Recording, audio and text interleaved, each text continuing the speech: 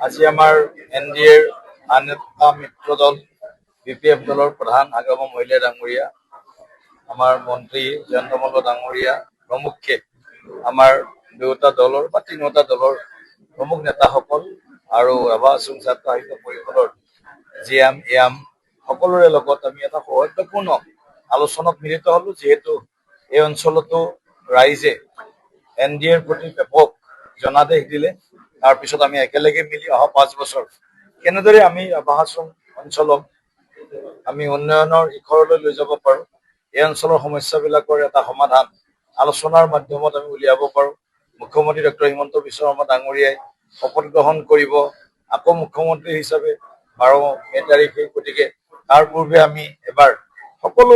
এটা আত্মীয়তাপূৰ্ণ পৰিৱেশত মিলিত হৈছো ইজনে সিজনৰ কথা শুনিছো যিটো মিত্ৰতা ধৰ্ম আমি পালন কৰিলো আৰু তাৰ পৰিণামস্বৰূপে আমি যে ঐতিহাসিক এটা জনাদেশ পালো এই সন্দৰ্ভত আমি ৰাইজকো ধন্যবাদ দিবলৈ আজি ইয়াত আহিছো যে ৰাভা আছুং অঞ্চলৰ ৰাইজে তিনিওটা সমষ্টিত ক'ব গ'লে বা চাৰিওটা সমষ্টিত এটা ব্যাপক জনসমৰ্থন আমালৈ আগবঢ়াইছে এই অভূতপূৰ্ব আৰু সকলোৱে মিলি এটা যিটো কওঁ যে মেচিউৰ্ড ভাৰ্ডিক্ট এটা পৰিপক্ক এটা ৰায়দান যিটো দিছে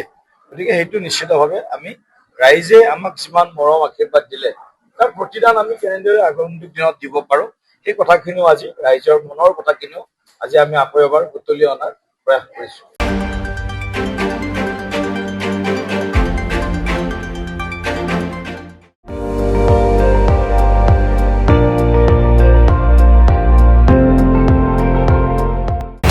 আপুনি চাই আছে ND24